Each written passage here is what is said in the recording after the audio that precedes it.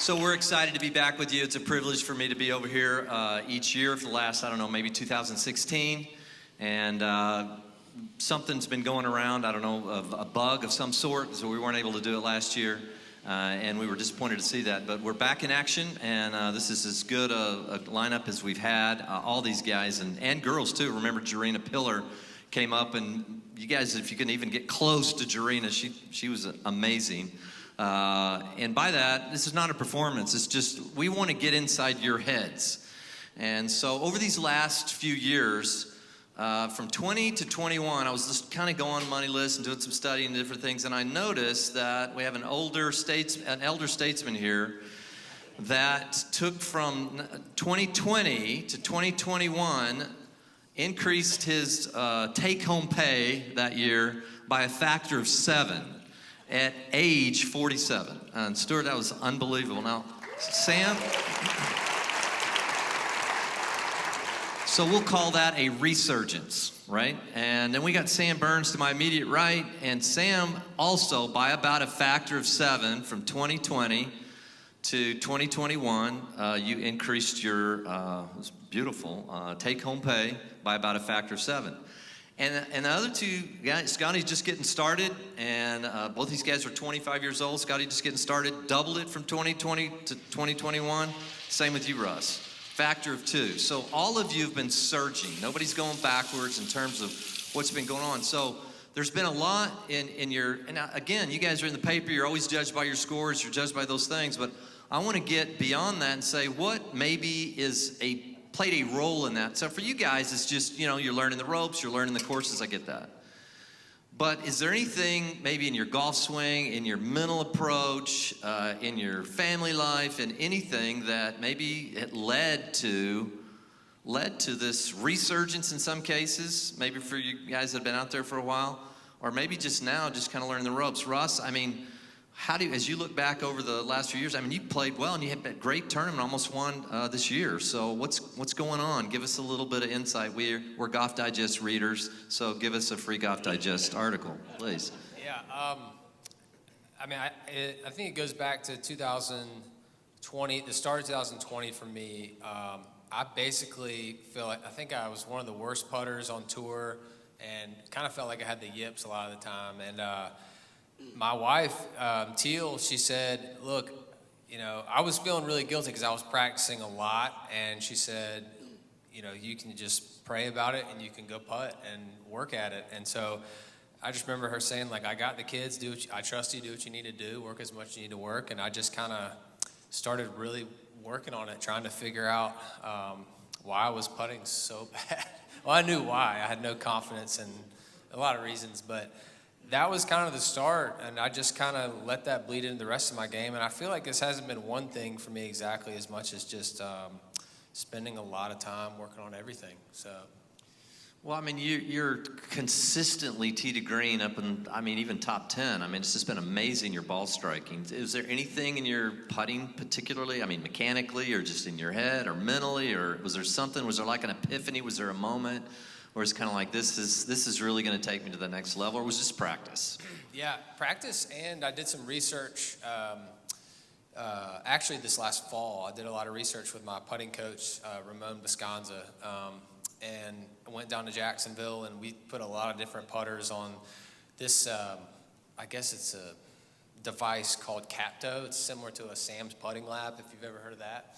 And with my regular grip, my grip pressure was changing throughout the stroke, and I had a decent amount of face rotation, and my path was a little off, so a lot of bad factors.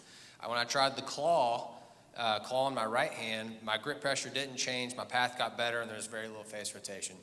So since I've made that change, it's been a lot better. And at first I wasn't going to do it, but actually my brother-in-law, who's my best friend, was like, look, like, you're not going to putt any worse. So, and I was like, you know what? I appreciate that so much. You're right, and I'm going to try it. And so I tried it, and it works better.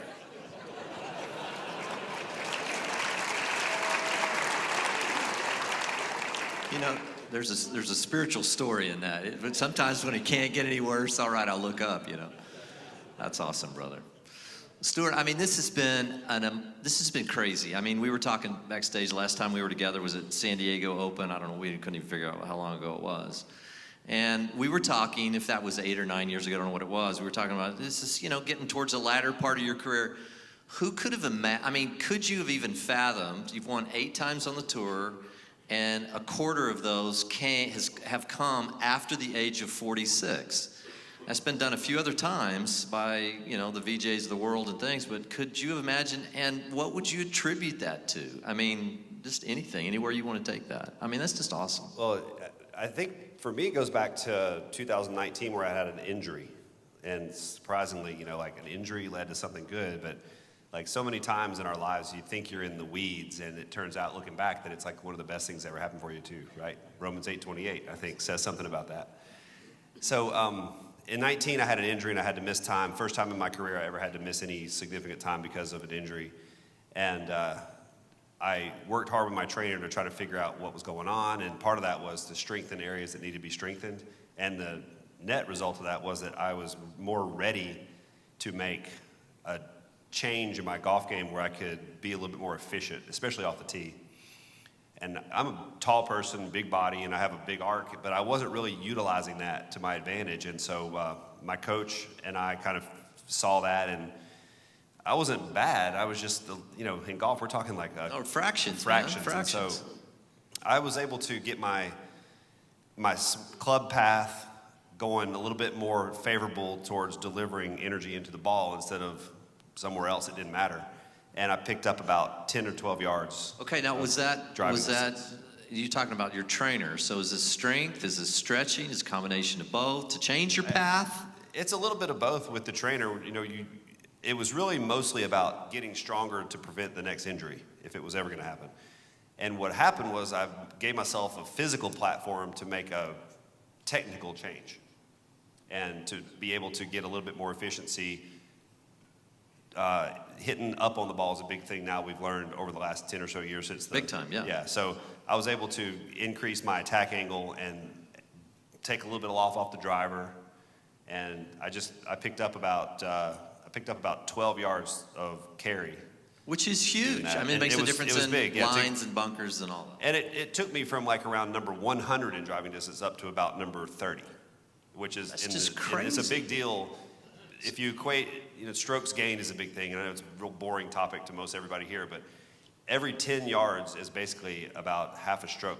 You're a half a stroke better golfer per round if you can hit it 10 yards further.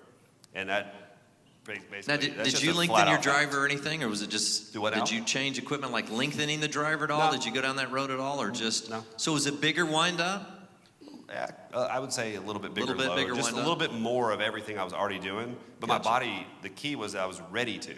Before, I wasn't ready to, and then I got ready to be able to do that, so that I was able to do it and to sustain it for a long time. So was it a quick jump? Was it kind of linear? Was it just a little bit, 2 miles an hour, mile an hour, and then another few months? Or I'd say it happened over the span of about 30 seconds. Really? No, seriously. No, really. My coach identified, like, you're just not really very efficient right now. Look at this club head direction, the angle, the loft, the spin, the shape of the shot. You don't have to have a launch monitor to figure some of that stuff out. And he said, try this. And so he told me basically 2 things to do. I want you to move the ball position forward. And I literally felt like a clown as far as the ball position was forward, because I'd been real cozy with it back. Right, yeah.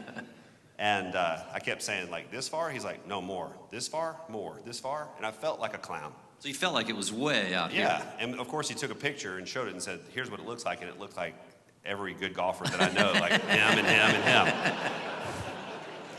And so that's one thing. And the other thing was to load more into my right side, like I was going to throw a medicine ball through a wall, and really load into my right side. And so both of those things just helped me keep the club face square longer and travel faster and catch the ball at a better place in the arc, and the ball just started going like a lot farther. So I played a couple of days ago with Steve Lowry, and he is teeing the ball like, I think the max length on a tee is 4 inches. This is relevant for you at home, because most of you hit down on it. And what did you get? Did you get 2 up, or in terms of your angle of attack, did it change by how many degrees? Yeah, it changed from back when I first was, well, the beginning of that 30 seconds. Before that, I was probably about like 1.5 to 2 degrees down. Down. Okay, so what's that mean is you're catching the ball on the downswing, imparting more spin, launching it lower, which means it goes a lot shorter. Yeah, and you need, if your driver is moving down when you make impact with the ball, you need loft to help it go in the air. And if my hand was a golf ball, this right here is not very efficient for speed, but that right there is, right? And so you can decrease the loft on the driver, and you can send the ball more out instead of up. Right. But with your irons, pretty basic. you don't want to do that, because what you do is you hit a guy in the forehead in the third row. Right, Scotty? So when you hit up on an iron, you hit a guy in the forehead. Well, I know he signed his waiver, right?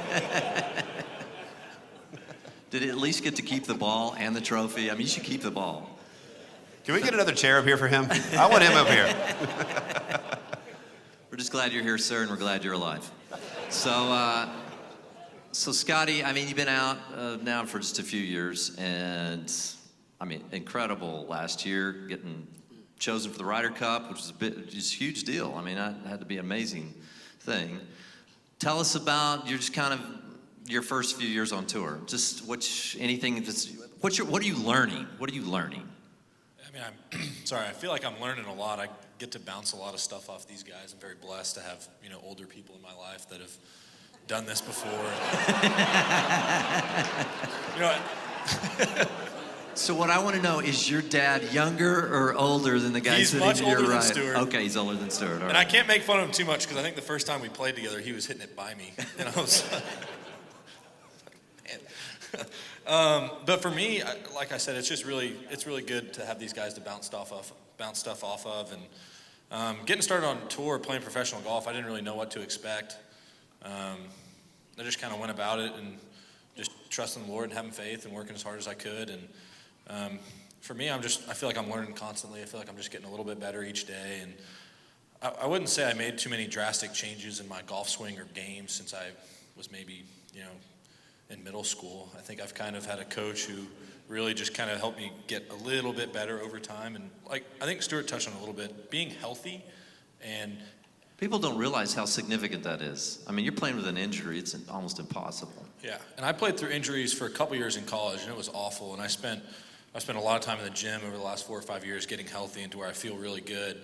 And I think that's something most amateurs don't realize either. They go out and just expect to go on the range and just hit balls and hit it far and swing hard and do all these things. But most amateur golfers that struggle with their swing, it's not because they lack coordination. It's because their bodies physically can't move the way that you're supposed to hit a golf Well, ball. I've seen some that really do lack coordination, but still. So let me ask you a question. So, okay, a lot of people say, well, we're not going to be traveling tour. We're not going to be trying to hit the ball 300 in the air. We just want to enjoy it. But what do you give everybody a sense of what you do physically in the gym or whatever that kind of sustains you through not only travel, but through, all the balls you hit and everything else? Yeah, I mean, so for me, pretty much every day I have the same stretching routine, whether or not I'm playing golf or not. Does that happen early, like right when you get up kind of thing, or?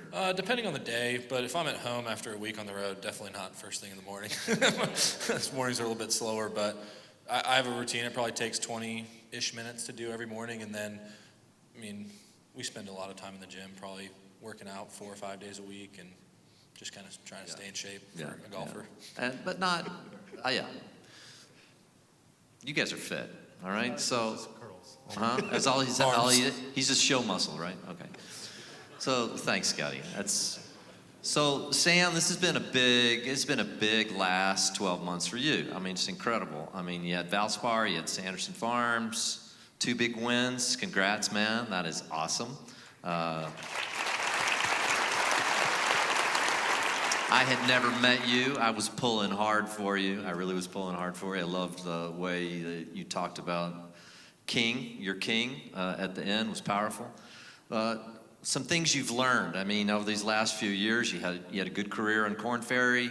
You got out there. You've made it. Give me a sense of maybe what exceeded your expectations, on the big show, and maybe some things that you didn't expect. Yeah, I think. Scotty and I grew up playing a bunch together. We're the same age, so we played a lot of junior golf together. And kind of like he said, when I first got out here, I didn't really know what to expect. and it all just kind of seemed, it's just kind of a blur. I mean, everything just, you're living by weeks, and it's, you go to the West Coast and the Florida swing, and then you're just kind of all over the place. And most of these courses you've never played. Yeah, I don't know. I show up and I'm asking, Russell, hey, where's registration? And Russell's like, it's that way, duh. Like, I'm like, okay.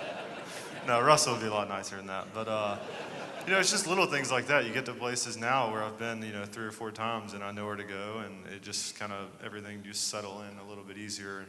What was the second part of your question? No, honestly, anywhere you want to go, but what are some things that you've, over the last few years, how did you go from, okay, I'm out there, you had your first time, by the way, I did a little reconnaissance on this. You played with Tiger Woods. You guys was it third round?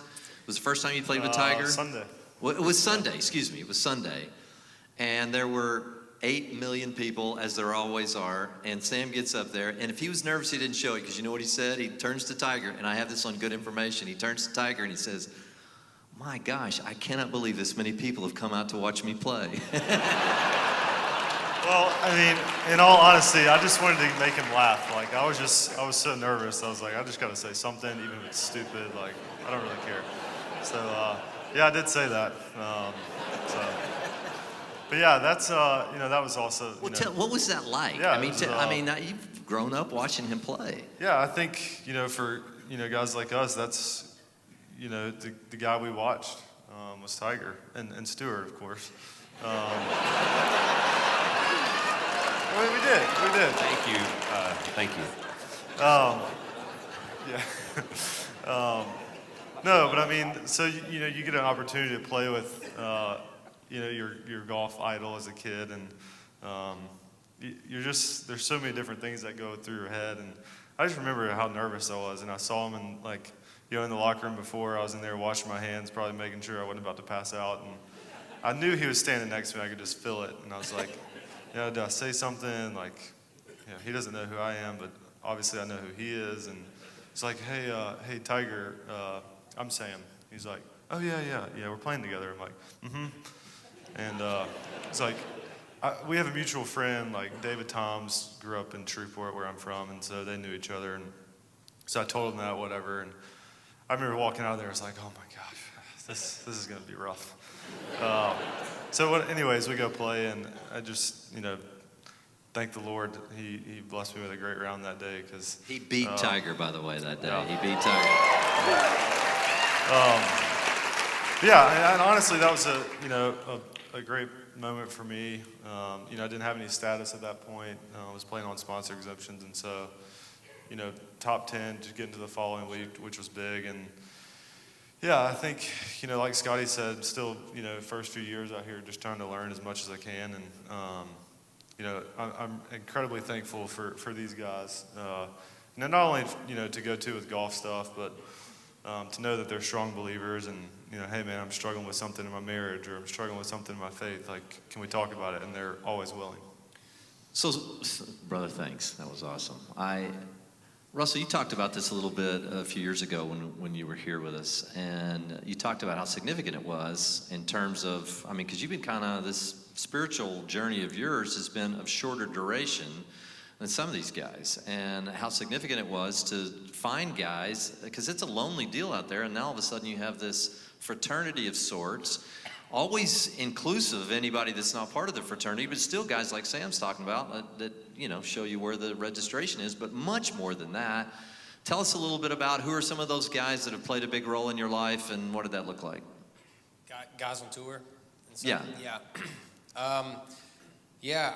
I think the first guy I started hanging out with a lot once the Lord saved me was Webb Simpson. And Webb's been somebody I just, in terms of golf or life or marriage, like Sam was talking about, all those things, he's somebody I always try to bounce ideas off of. And so he was kind of the first guy. But Brad Payne, who's the president of CGF. College Golf Fellowship, Yep. Great organization. He officiated our wedding. He's kind of walked with me throughout, and just kind of, at first it was like, hey, come to the Tour Fellowship on Tuesday nights. And then it's like, hey, we're going to be reading a book, and Cameron Tringale is going to be there, and Stewart or Jonathan Burr. So there's Ryan Blom. There's just a lot of guys who are already kind of doing this thing on top of the Tour Fellowship, and then trying to go to their local church. And I just realized this isn't just like a Tuesday night snack time. This is like we're trying to get to know the Lord and just like be in community with one another. And So Russ, did that give you, when you started that journey, did that free you up in ways that maybe not? I mean, because you used to talk, I think you talked a little bit about, it was so identity, it's so hard not to get your identity out of this game, because it will, I don't care how good you are, it will beat you up. At some point, things will turn down. You're going to miss some cuts, status, all that kind of stuff.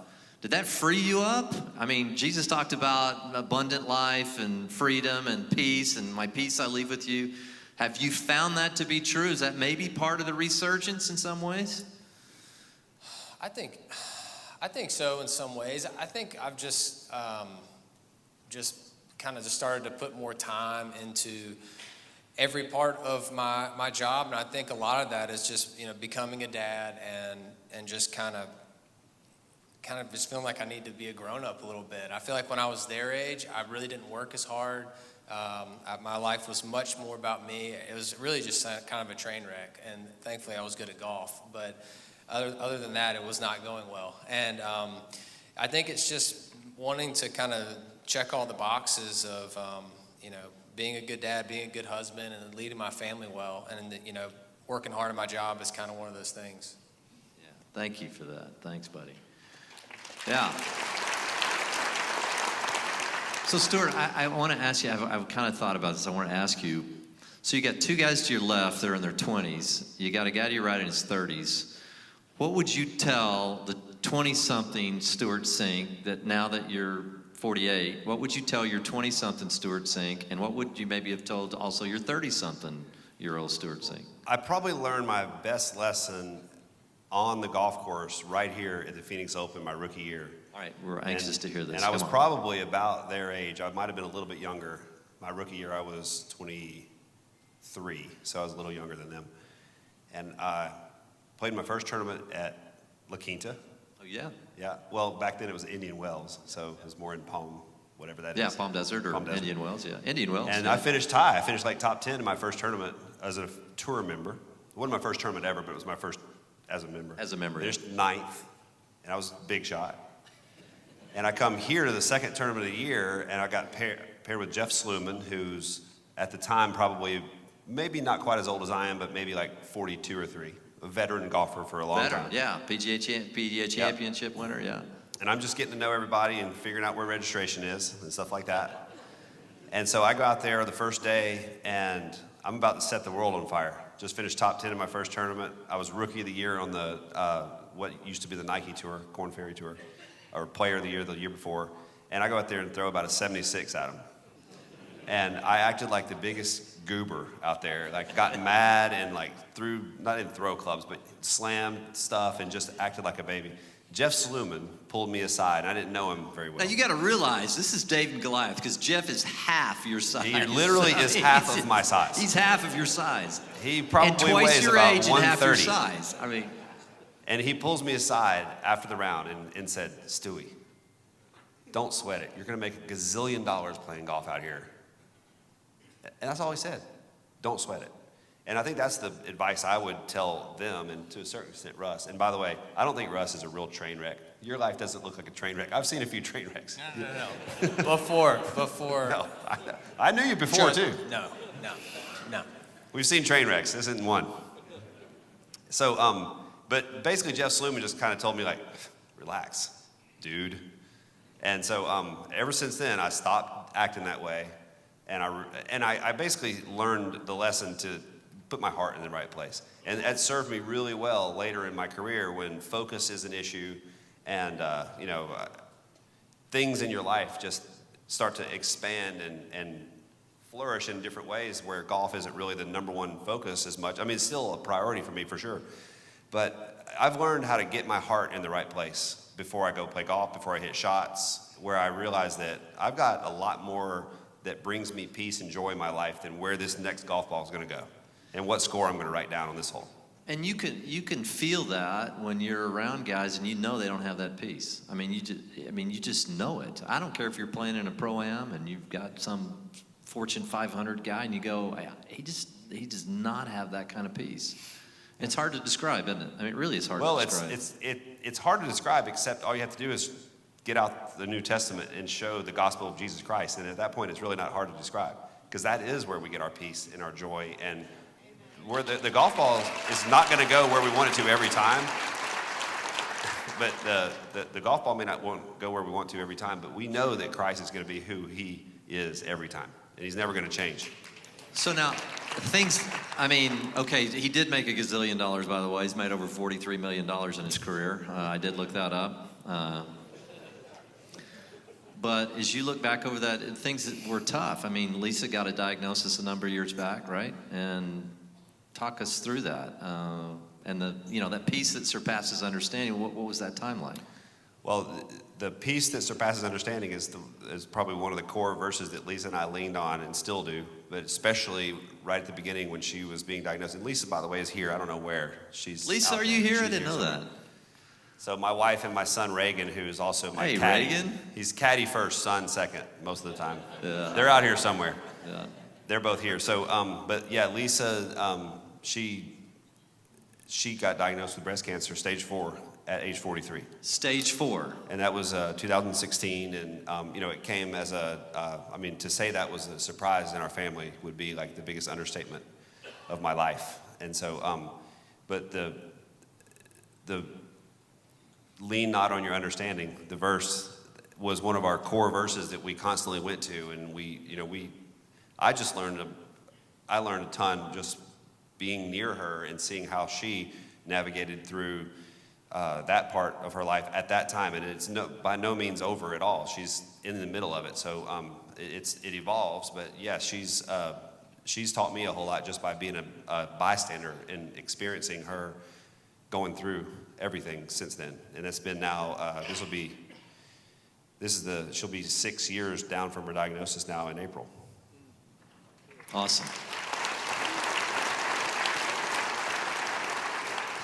So Scottie, new to the tour, get selected for the Ryder Cup. We know the build up to the Ryder Cup these last, really since the Faldo and Bernhard Langers and all that, and Stewart's been on the wrong end of a few Ryder Cups.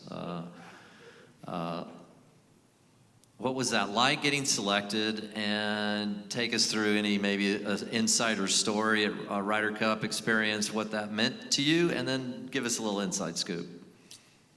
Yeah, playing on the Ryder Cup team was, something I've dreamed about since I was a kid. As long as I So for 5 years, right? Yeah.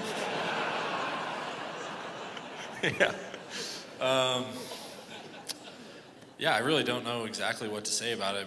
It still hasn't really sunk in that that's something that, I've done, I guess. I think it's kind of weird, like always dreaming of playing on the PGA Tour and playing in these tournaments and accomplishing these things, and me now having a small taste of what it is like to be on tour. Like, life doesn't feel any different. If that makes sense. Well, it's kind of people don't understand that out here. It's hard for me to understand. Life doesn't feel that different.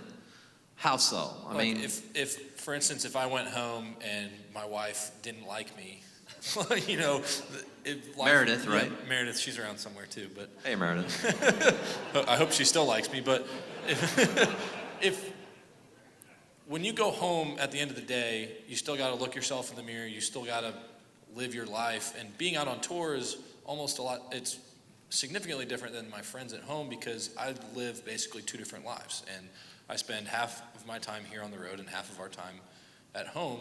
And it's kind of strange because you just have these 2 totally separate different worlds. And finding community out on the road was extremely important to me right as I got out on tour, just finding a good group of people to spend our time with and just to be in community with and get to know the Lord. And, I've had, some of my best friends, Sam being one of them, just out here on tour. And if I was out here traveling by myself like I was when I played the Corn Ferry Tour and, just kind of messing around, life would be, a lot different. And having, worldly success doesn't really change, how, we view ourselves or view different people. It doesn't really matter at the end of the day. And I think sometimes when you get like a little taste of some success, I think you realize that it just doesn't really matter that much. Yeah. Well, I got to be honest, just as an interested spectator, you were out of the gates at the Ryder Cup. It didn't appear like you were out of your element. It didn't appear like you were nervous. It didn't. I mean, you came right out of the gate. I mean, you had to be having some nerves, and I think even maybe Stewart can even speak to this too. Maybe as a selection, it's got to even be. Maybe you feel maybe a little added weight, or no, or you just free. I mean, I don't know. I'm not trying to put words in your mouth. No, Sam and I can talk about this. This is something that's pretty cool in our friendship. It was towards the end of last season, Sam and I were kind of going for what it looked like was there was 4 guys for 2 spots, basically on the last 2 spots on the Ryder Cup team. And Sam and I basically stay together more than half the time on the road. Our wives are very close. We're very close. And so, we were both going after that together, and it was, it definitely weighed on both of us at the end of the year. It was pretty difficult. Just there's so much emphasis and pressure, and you've dreamed of this stuff for so long. It's really weird. And to have a friend to go through that with was great, but then the way that the selection process worked out, that's something that could become really weird between us. It could be, very different, and Sam's extremely gracious, and he's a great friend and extremely supportive of me, and, I think he just gets that peace and that comfort from knowing the Lord so well. And so to have a friend out there on tour that, really has my best interest and I have his as well, I mean, it's really cool, because if it was somebody else on tour that maybe didn't know the Lord as well and didn't know me as well, it would be kind of weird going after something like that together. But when we're such great friends, I think it really spoke a lot to our friendship and relationship with the Lord. Well, Scottie, I mean, and maybe you can speak to this too. So, I mean, we've had Pertzer up here. I've done this, I don't know, for 2 decades in different places. And some of the old school guys, they're saying, you just didn't really have that many friends out on tour. I mean, it was competitive. It was dog eat dog. And sometimes they've called it soft. Some of these young guys waiting around on the green, 10 guys waiting for a guy to win and all that kind of thing. I'm talking about in the last 20, I'm talking old school guys. And it's different, but it's not really a sign of weakness. It's a sign of, it seems like a profound strength and contentment out there. Sam, have you felt that? I mean, I can assure you, whenever we're playing, we want to beat each other. No, I'm not saying that. Trust me. Whether it's Tuesday morning or Sunday afternoon. But it's more fun to beat your friends. Yes. Yeah, I do understand that. I know we're not singing Kumbaya out there, but there are guys that love seeing you win. I mean, you won twice. You had guys that were out there that you beat that loved seeing you win. I know that. I think that's like Scottie was saying, the interesting thing is, in our, hopefully God willing gives us, careers like Stewart's that are, you're out here for a long time. But, throughout that, we're both going to have different things in our career that maybe one of us does and one of us doesn't. And so that's just the nature of our friendship, and that's the nature of our job. And so just being able to share in that success or in the hard times together and just, work through it with each other. And like you said, our wives are really close, which is awesome. And so just knowing that, was that really hard for me? Of course. But at the same time, we were so excited for Scottie. Like, I know that was a dream of mine too, and I know it was a dream of his. And so just being able to share in that and just being like, man, this is so cool for him and Meredith, and, for them to have this experience, and hopefully one day we get to experience it together. That's so good. That's so good.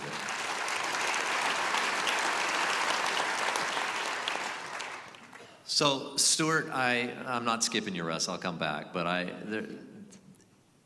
when I think about Stewart Cink, I think about a lot of things. And the first things I think about are not the British Open, but I think of a godly man. I think of a guy that loves his family. I think of a guy that's just been really a paragon for a lot of guys out on tour. It's just amazing.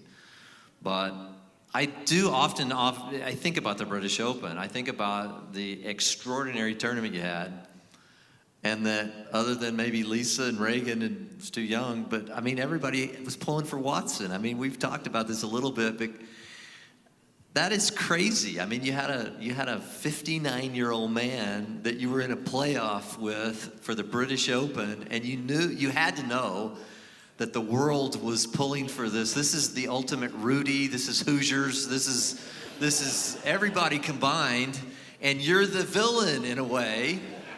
You're the only thing that can hold us back from this fantasy of this, this Watson winning at 59.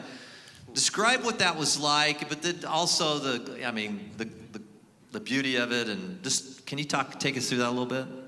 Well, I never really thought of it like that. I'm so sorry. Well, on behalf of the world, this is how we felt. I mean, I loved you. I was pulling for you right up until the time. I was like, but how can you not be pulling for a 59-year-old guy? Because I'm 58 now, and I'm thinking, I can imagine playing you in a playoff, right? Well, I remember that day on the back nine, Tom Watson being up at the top or near the top of the leaderboard that day helped me a lot because my mind was also focused on that.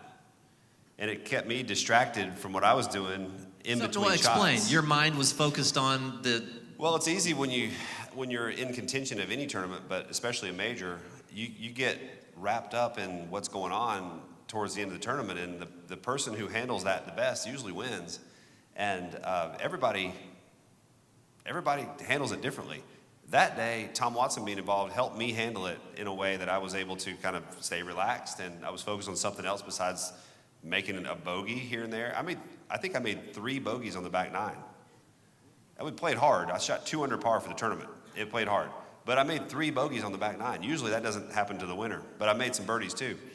Yes, you did. And because none of those bogeys crushed me, because I was paying attention to Tom Watson. I'd hit a shot and be like, what'd Tom do?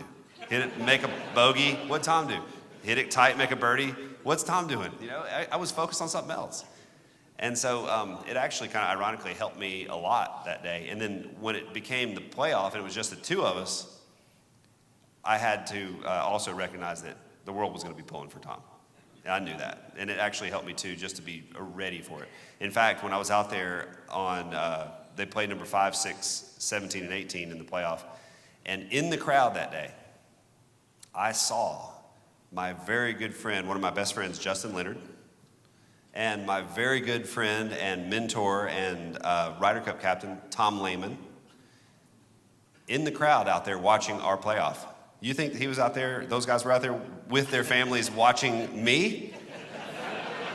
They were out there because they wanted to say, I was there the day Tom Watson won the playoff and won the British Open. So, but I was ready for all that, and I knew, and I chuckled a little bit, and I still think it's hilarious, and I talked to those guys about it. But that's the mentality I had. Like, it wasn't me versus the world. I just felt like I got to be ready for everybody to want Tom to win. Just be prepared, because I'm going to hear, polite golf fans, especially in the UK, they know their stuff. They're going to applaud for my shots. They're going to respectfully, give me what I am due for good shots. But for Tom, they were roaring. I mean, they were somersaults for Tom Watson. Well, I mean, he's a fixture. He's at British Open. He won 5 times or something? He won 5, yeah. He already won 5 British Opens and was going to add one at 59. I mean, to some degree, my heart still goes out for you, but you seem like you've handled it well. Don't. Do not feel sorry for me. Do not feel sorry. Do not pity I me. never let that bother me 1 second. And the next day, the newspaper headlines was Shrek of the Links. That was my nickname, because I had a green shirt on and a green hat. I got to tell you, Nike could have done something a little bit better for you on that day, but anyway. I was just overjoyed that I won the British Open. You won the British Open. That is awesome. Thanks. See, none of them were rooting for Tom Watson. Oh, man. That was just Lisa applauding. It was nobody else. So Russ, you had a little playoff earlier this year, right? The Sony. You've had some good Sonys, right? What is it about the course you like? And take us through the playoff a little bit, if you don't mind. Yeah, I guess I lived in Charleston for 7 years, so I played a Seth Rayner course down there, Country Club of Charleston. And so when I would go to the Sony, it just kind of felt like I was playing a very similar course, all Bermuda grass, and it was just a little bit better weather. So I always love going there. And the course is really fun, and I've had some success there, obviously. And so, the playoff was cool. I really thought I'd actually won the tournament because halfway there on a putt on 18, I thought it was in, and I lipped it out. And so I was kind of like, man, like tough to keep the momentum going, I guess. But, you know, Hideki hit two of maybe probably one of the best shots, if not the best shot in playoff. One of the best shots history, I've ever seen, for sure. which was tough to be on the other side of. But I'm just really thankful to be playing well and to have a chance to win on the 18th hole and lip it out. You know, I feel like that's a really great week on the PGA Tour. It's really hard to do, and so I'm just thankful for that. And there was, I can tell. Okay, hang on for a second. We got a good Russell story from Mr. Burns about a playoff story for Russ. Well, it's really just, Russ would never say this because he's such a humble guy, but so last summer, Russ was leading the U.S. Open through maybe 36 or 54 holes, and I had departed that Friday. Was not leading the golf tournament, and so I was, paying attention and watching, and I remember they did an interview with them on, I think it was Friday or Saturday, I can't remember. And they asked him, why do you feel like you have an advantage, or what advantage do you feel like you have, if any, going into the weekend or going into Sunday? Because, Torrey Pines is a long golf course. It's, a bomber's paradise type place, and Russ doesn't necessarily bomb it. He gets it out there, but he doesn't bomb it. But they asked Russ the question, and he answers. He said, and I'm paraphrasing, I don't know exactly what he said, but he said, I don't really necessarily need to win. And, I think I understood what he meant by it. I think a lot of people probably didn't really understand. But I remember, later, maybe 2 months later, we were in Memphis for the WGC, and Sunday afternoon, didn't think I had a chance to be in a playoff, ended up getting into a playoff, ultimately lost in the playoff. But I remember, just thinking about that interview that Russell did, like, over and over in my head while we were in the playoff, like, thankfully, like, I don't need this to, validate who I am, or we don't need this to validate who we are as people. Ultimately we're sons of Jesus, sons of Christ. And so just a really cool story, and something that I've always looked up to for Russell saying that. So, Sam, have you, I was talking to Randy Wolf, LSU alum, went on, played the tour. He's watching here tonight from Texas with Bill Rogers, another British Open champion. They're watching together. And he said that your coach at LSU said, Sam, talking about your faith, infected the whole team. Infected the whole team. I don't know about that in college. Well, no, I mean, none of us are saints in college, but I mean, you get the point. I mean, he was making a statement that your faith was, at least you were vocal about your faith, even in college. Probably could have been putting on a front. If I could go back, there's a lot of things I would do differently. But I would say, really, I grew up in a Christian home, and would have said that I was a believer. But I don't think I really knew, like, what that meant. I probably knew, the right things to say or the right way to act in front of certain people. But, thankfully, a lot of that sin was revealed to me. And okay, well, let's talk about that. So there's people out here, there's people watching. They're like, what is he talking about? I have no idea what he's talking about. I mean, they may feel religious. They may feel completely irreligious. What was that moment? Was there a moment like Stewart's, hitting it two up and, getting a different launch angle? And was there a moment that occurred? Talk to us Yeah, about so, Russell was talking about Brad Payne, travels with the tour a lot, and kind of our, mentor and somebody that, I've walked through my faith with, and, me and my wife, he married us. I remember it was maybe 3 years ago, 3 years ago, we were in LA next week. And I just texted Brad, I'm like, hey man, I need to talk to you. So he comes out on, like 11th hole and on like a Tuesday morning, and, I'm kind of walking him through like what's been going on and what's been going on in my life. And I just said, I don't really understand, why I do these things. Like, well, I don't understand why, I would hurt somebody that I love so much, or that I would make that decision. He just kind of looks at me and goes, well, you're a sinner. And I was like, huh. Yeah. I never really thought about it, I guess you're right. So we just kind of walked through that, like, as believers, we're all broken people in need of a Savior, and that's what I was. I needed a Savior, and I would have said that I was a believer, and I would have said that, like I said earlier, I knew what that meant, but I wasn't living it. And so that was just really a wake-up call, the wake-up call for me, and I'm thankful that that day happened. And that's a hard hole, Riviera, 11th hole. Scottie, you want to add anything to that? I mean, has there been a moment for you, like a particular moment that stands out to you that was kind of like, that shifted you from one direction to another? Because it's a directional shift. It's not like, hey, we go to church kind of thing. Yeah.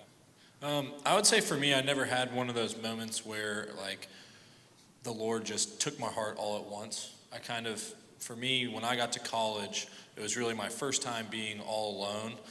And Meredith, my wife, we started dating in high school, and we actually broke up because we went to different schools.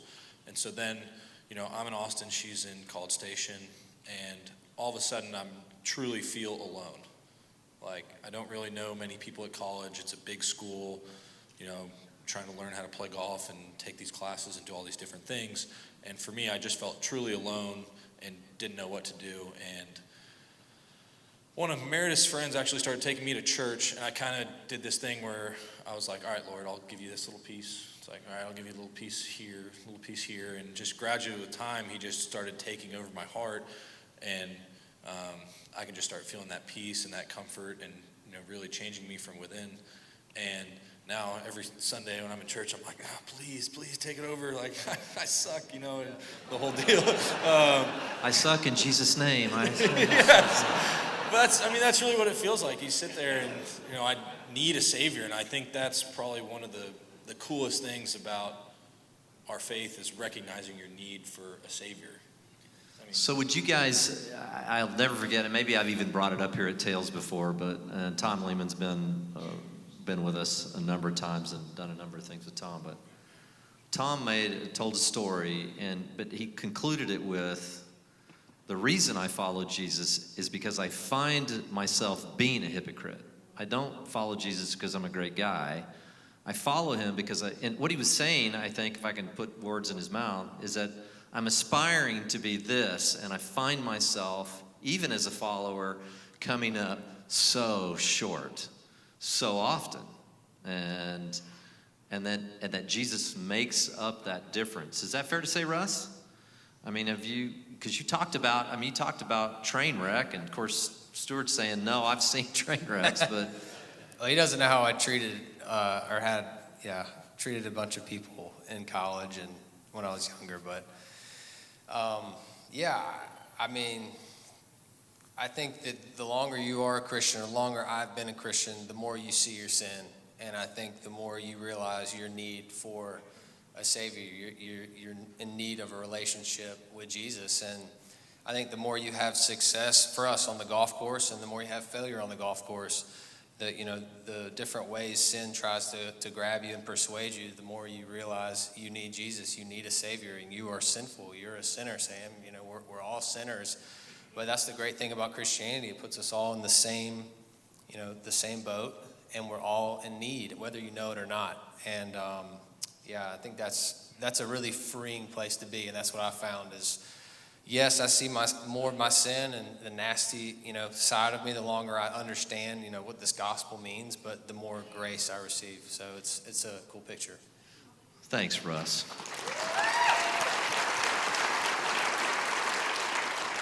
So Stewart, somebody watching, somebody out here in the audience tonight, and they're thinking, you know what? I just don't know if I can believe, but maybe the reason I've chosen not to believe is because I thought if this power, this God, this creator, this divine mind out there, if he's real, and I admit it, then he's certainly not going to like me.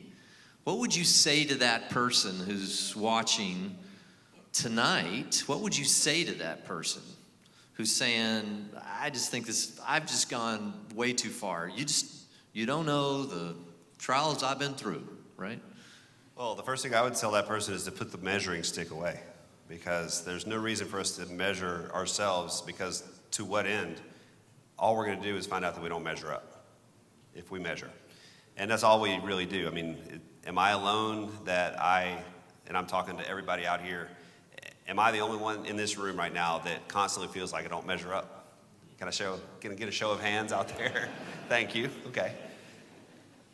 Well, that's what I would say to that person. And Christ offers a free gift to us through no goodness of our own, because we don't have a lot of it. A free gift to us to come to a place where we do measure up, because he measures up for us. And to me, that just gives me the ultimate peace, the ultimate contentment. And it goes back to what Sam said about not needing to win. You don't need to perform better than your coworkers. You don't need to even outperform your fellow students or live up to what your parents want for you. If you have Jesus, you've already been given everything that you need to do to measure up, because he is your measuring stick now. And so that to me just, it happened like I described to you my 30 seconds, the journey from 30 seconds to a better launch angle. Okay, I know that's just a bunch of boring I golf can just stuff. tell you, you and I can go into business. 30 seconds, I changed and gained 15 yards. We can sell that, brother. We could. 6-minute abs, 30 seconds for 15 I yards. may try that. Well, I've already played with everybody here in this room, or up here on the stage anyway, and they don't need the extra 15 yards. I do, brother. Yeah, we do. Well, Yeah, Russ we could use maybe about 6. But for me, I remember I didn't really grow up in a Christian home like Scottie said he did. I grew up in a church-going home. Sometimes we hit the highlights, Easter, Christmas. CEO Christians, right? Yeah, Christmas and Easter I only. didn't. I don't think I really knew where there was a Bible in my house growing up. But when I got married to my wife Lisa, we got married pretty young, and we had our first child in college, really young, and we got an early start to our adulthood, like it or not. At 20, we started, and she did grow up in a Christian home, and I promise you, she knew where her Bible was. And so, for me, just that. Sort of seeing what that life looked like and experiencing, somebody who understood a little bit of obedience. That changed me, along with Jesus pulling on me. And until it wasn't a 30-second journey. For me, it only took me from 20 to about 26. Only about 6 years to get to this point, where I was in church one day with her parents out in a little town in Alabama. And the pastor was telling the story of the gospel about Jesus dying on the cross for us and for our sins, and taking our sins onto him, and basically removing the barrier between us and God through sin, that the barrier that sin represents.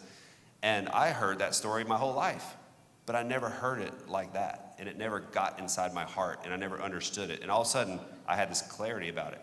And I don't know why. I don't think it was that I was more mature. I don't think that having our kids early helped me understand it better. I just think that God spoke to me and just was telling me, like, this is the story that I've been telling you the whole time. All you got to do is listen and accept it. Well, look, as we wind this down, I'll give these guys a chance to say any closing remarks. People that have been around me know the Hubble telescope was amazing, right? And now that we've sent up the Webb telescope, that's going to give us 100 times more clarity into the cosmos. I was meeting with a guy the other day, and he said, our universe is so large, we are so insignificant, that there's this God and this and the creator of all that. I mean, think about it. I mean, you cannot wrap your mind around, again, let me go through it. Light travels 186,000 miles a second. Light will travel 6.2 trillion miles, 186,000 miles a second in 1 year.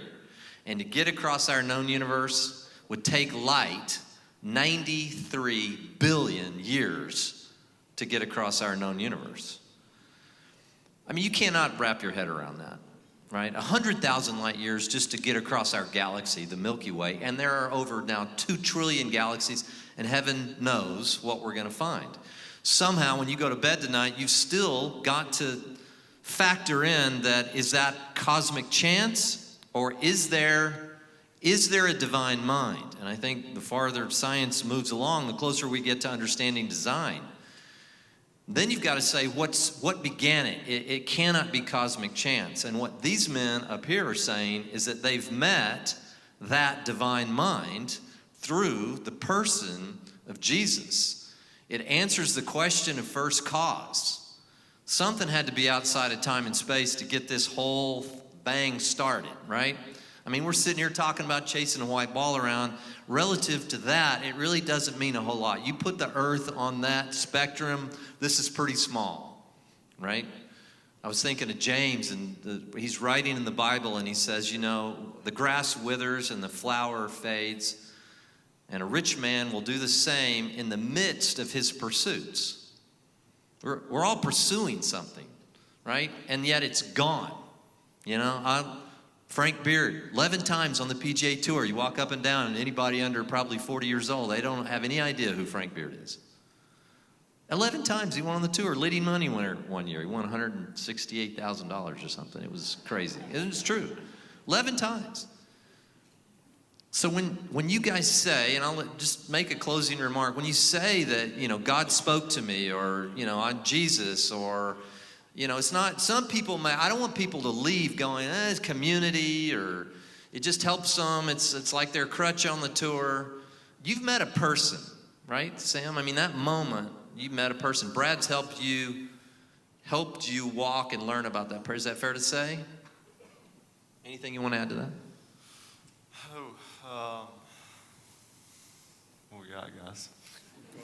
Yeah, go ahead. Yes, I'm sorry. I didn't mean to put it on you, No, brother. you're good. No, think about it a little bit on that. For me, when I was growing up, I always thought God was this like far away thing thing that just was there and was kind of like the overwatcher. Like he just kind of watched over and was controlling little things here and there. And That's good. He might be real, he might not be real, you know.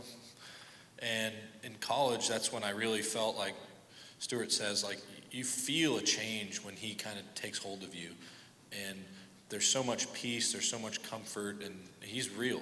And he's there, he loves us, and he cares about us, and he has our best interests. And, you know, he's always reaching out for us. I always think that book we read, Gentle and Lowly, I always think there was an analogy in that book that it was imagining a father and son walking into the ocean, the son being like a 1-year-old baby and, you know, the dad being my age or whatever. And you're walking into the ocean and we're the baby holding the hand of our father. And as the baby, we're holding on to the father as hard as we possibly can. And in my mind, I'm like, yeah, we're just holding on for dear life, like whatever we can do just to hold on to him. But in reality, he's the one just holding on to us, and he's always right there, and he's always present, and he's always hanging on to us, and he never goes away. And for me, that was, you know, really all I needed to hear about Jesus, that he's not going anywhere. And Scottie, that is for you. That is an experience. It's not a concept. It's an experience. I mean, when you were at Texas and you were feeling lonely, he filled that gap, right? Yeah, he said, I'm here. I'm real. And I have a plan for you, and I mean, that's really all I needed to hear, basically. Yeah, anybody else want to add anything to that? Yeah, I think, you know, whenever we often, all of us tend to put, you know, we put our hope in, you know, things that we do, whether it's golf or being a good husband or business or whatever it is. You know, like Stewart was saying earlier, we try to measure up to those things and put our, you know, our trust in ourselves or what we're capable of. You know, those things always let us down. Golf, you know, always lets me down. You know, it's never good enough, or I can never strive enough. So I think whenever I realize that, like, you know, putting our hope in Jesus, you know, he never lets us down. He's constant. He loves us unconditionally. And like that picture Scottie was talking about of him, just, you know, he's present and he's there. He's holding us up. Because without that, you know, we're dead in our sin. So I think it's just a really cool thing, and like Scottie was saying, you know, whenever you feel that, he just grabs you. It's a peace that it's hard to even put in words. Powerful. Russ, anything to add to that? Well said, guys. Yeah, But it was relational for you, right? I mean, Russ, I mean, you sensed something was different. I mean, you train wreck, and then it wasn't just a concept, right? Yeah, I think just for me, seeing how I was so far away from peace and learning that just the state I was in of sin and seeing that Jesus was not a rule book. You know, Christianity wasn't a rule book, and seeing that it's a relationship, and seeing how Jesus treated people, and just really understanding the full picture by going through the Gospels and reading good books and stuff like that. That made me have a clear understanding of just the gospel. And I think no matter who you are or what you're doing or where you are in your life, I think deep down, I think a lot of people today, they always talk about how they just want to be happy. I think everybody just wants peace. And I can tell you that I don't care where you are, I don't think you're going to find peace with anything, like from anything in this world, and anything earthly. I think you're going to find it through knowing Jesus. And so that'd be what I would. That's so good, brother. You're so proud of you.